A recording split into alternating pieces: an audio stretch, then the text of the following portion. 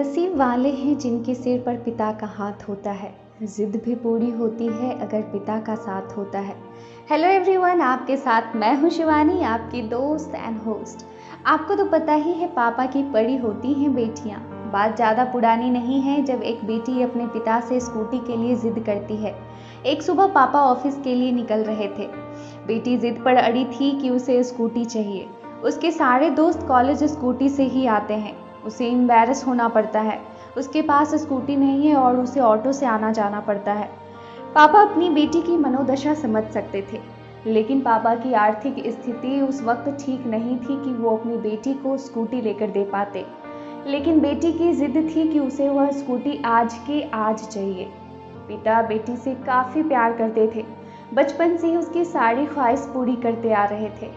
पिता ने अपनी मजबूरी दिखाई पर बेटी नहीं मानी। उस वक्त तो पापा ऑफिस चले गए।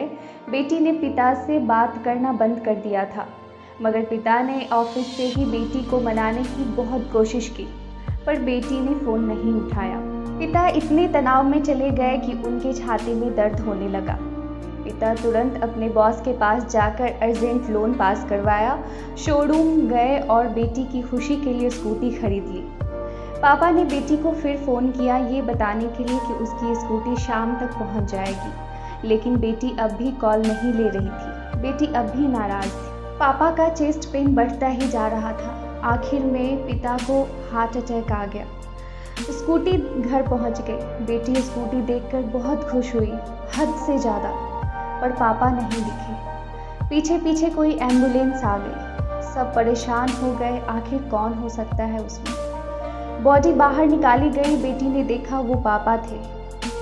इसी पर कहते हैं, परी हूँ मैं आपकी पापा, उड़ती तो नहीं लेकिन मेरे ख्वाब उड़ते हैं, जिसे पूरा करने के लिए आप अपनी जान लगा देते हैं। बेटी अब बस पछतावा कर सकती थी अपनी जिद पर पापा से नाराज़ होकर। बच्चे कोई भी हो, बेटे या बेटी, घर के इनकम देखिए, पापा की सैलरी देखिए, घर की ज़रूरतों को देखिए। आप जो डिमांड करते हैं उसके लिए क्या वो कैपेबल हैं? नहीं तो थोड़ा सब्र कीजिए।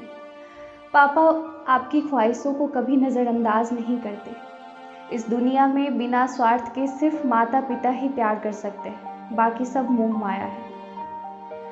ये कोट्स मेरे पिताजी पर सही बैठती है। थके होते हुए भी थक कर सोते नहीं देखा। पिताजी को मैंने कभी रोते नहीं देखा। आप सभी को फादर्स डे की बहुत बहुत शुभकामनाएं। और हाँ, आपके पास भी कोई ऐसे लफ्ज़ जो आप अपने पापा को डेडिकेट करना चाहते हैं तो कमेंट में ज़रूर बताएं।